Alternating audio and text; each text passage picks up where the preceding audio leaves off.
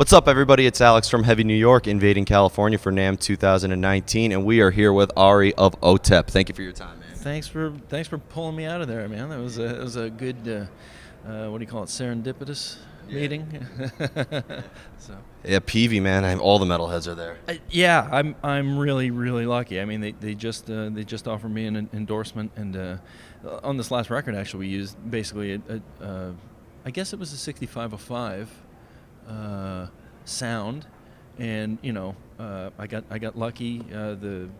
The A&R and Chris and at PV was kind enough to say, hey, come here and check it out, and they had me jam through one of their Invective amps, and it was pretty cool. We had a little crowd there. Everyone was like, "Wow, what is that?" I'm just playing some Metallica stuff through it, and they're into it. It's a great company. It's the sound of metal. Let's be honest, the sound of modern metal, I'd say. Yeah. So you just put out a Cult 45 this year on Napalm Records. Let's just give a rundown on how the making of the record was and the record cycle thus far. Okay, so we recorded. We kind of wrote the previous year. What was that? 2017. We were writing and did some writing in studio and recording in November, I think, of 2017, and then we kind of took the holiday off and then came back in January and recorded January and February at the Lair in California here, and it was great. It was kind of, for her, it was a little back to Sevastra style. I think writing and recording, where we're all in the studio together working on it, instead of like Generation Doom was kind of like working at home separate, and it's a little more, I don't know, bedroom producer style, where you work on your parts, you send them to each other, and you're like, okay, that's cool, and we'll get together and just kind of piecemeal it. But this one was like everybody in the studio together.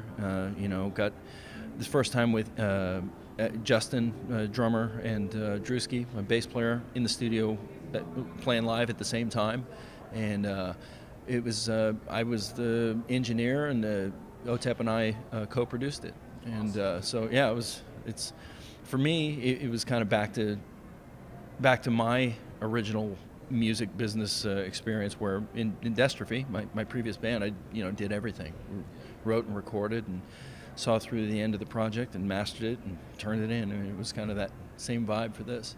Awesome. So the songs are real groovy. It's good and angry, which she's always been that voice when we need an angry voice, and the tones are real deep and live and thick, and the songs are going over really well live. We did 2 tours in 2018, 2 U.S. tours, and it was a great feeling to play a brand new song and have people kind of flip out, like an old song, which is kind of usually the new song. It's like, we got to sandwich it between 2, safe old songs.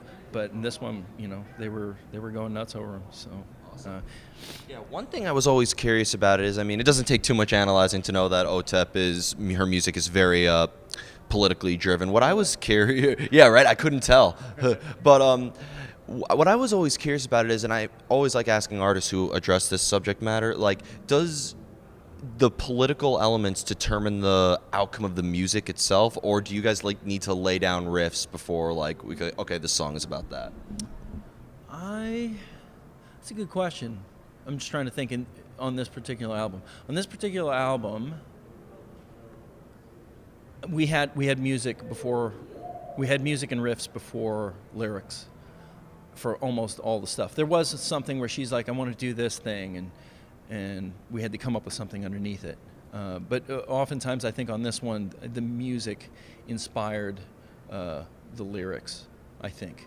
Okay. Safe to say. But we knew it was going to be political because of, when we were doing Generation Doom, it kind of felt like, there's no way this dude's going to get elected, but, you sing your, protest it in advance. It was protesting the idea of what if this happens, and then it did. Okay. Okay, so like Generation Doom was kind of like a premonition, and Colt 45 is like the reality. It totally was, yeah. Yeah, I mean, I still remember arguing with somebody, and they're like, this dude's going to get elected. I'm like, no, it can't, no way. It couldn't happen. And it totally did. I really wasn't paying attention to kind of the vibe on the street and the people's kind of thirst for change, I guess. Even, they just wanted something different. They didn't realize that, we'd end up here. Yeah. And yeah, she called it. She saw it coming. Well, Rage Against the Machine saw it before anybody else when they had that Trump for president in their music video, and like that was in 91 or something like that. That's true. Wow, I didn't even know that. Cool. Yeah.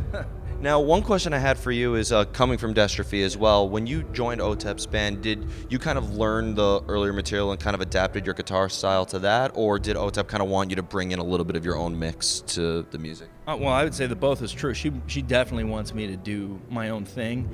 As a bit of a, I don't know, Otep historian, I guess there was a part of me like I want to play stuff on Sevestra, make it sound like Sevestra, and I want the riffs to be right. I want the vibe to be kind of like that. So I kept the tuning from those records. I kept the kind of style, the type of picking, the type of fingering. I mean, it's like 2-finger type of stuff that I like the history and the character of it. And I would say with this last record, it's the first time I kind of didn't really think about the old records. I was just trying to do something new and groovy and cool and get her to have something that we could really stomp to. And so it's not a lot of 2-finger. I mean, I tend to overcomplicate things just to entertain myself on stage, since most of it's pretty easy. This new record has a lot more intricate, I'd say, fingerings and some off-time things. So yeah, this one feels a little bit more me, I guess, in a way. Yeah, awesome.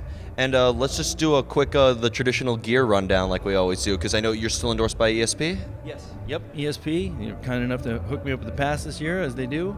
Still GHS strings and Headrush. Headrush is a pedal I actually did a demo for on Thursday.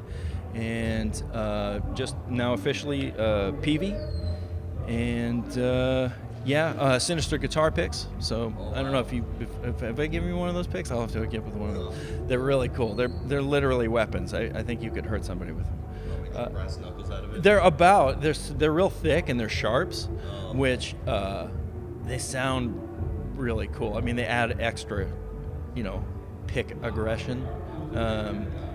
So Sinister guitar picks, man. They've been real cool to me, and you probably do you need this gear? Like the gear that you use, is that just because the gear you're comfortable with, or is it really also to kind of like make the sound for when you play with Otep or Dystrophy? Well, it is all need to type of stuff. So the Headrush has been amazing. With Otep, a lot of times we're kind of improvising in between songs. Sometimes even within the song, there might be just a little bit different here, a little bit different there. So I need the ability to switch things in and out on the fly and not have any dropout. And that's one of the things that the Headrush pedal does. Also, the simple fact is that I can take that anywhere and go straight to the PA, as well as go straight to an amp and have that thick amp tone on stage, but still have the pure mic'd up sound coming through the PA. And for us, we're trying to be as Spartan or as slimmed down as we can with gear. The more things you have, the more things can go wrong. Yeah, so exactly. we're very minimalist. Actually, heading to Europe, I'm basically taking that Headrush pedal and a cable and my guitar, and that's it. I was telling Mike Portnoy when I interviewed him that I don't envy his drum tech. Oh, dude. Yeah. How many splashes? I don't know. How many toms? I can't imagine. That's a different level. And progressive music, we've got aspects, I guess, of some progressive music in it, but it's at its root, it's kind of bashing rock, I'd say. I feel like you guys, like what I like about Otep's music, it's very simple, quick, and catchy. Yeah. She called it a fusion band, and I think that's pretty accurate because it's got hip hop roots. I mean, she's a hip hop person, period. but it's still, came from that time of new metal. When I was kind of the glory days when that was the top of the charts. And it was still solid song structure. And really good songs. And people like to bash new metal, but just think about how many like arena headlining bands we have from that scene: Korn, Disturbed, Deftones, System of a Down. Yeah, I'm the non-closeted Limp Bizkit fan. I love those guys. I mean, again, the lyrics or whatever. I guess with those guys, I think as far as a band, that's one of the top bands of that era. And I can listen to them all day. The riffs and the grooves and stuff that they did was amazing.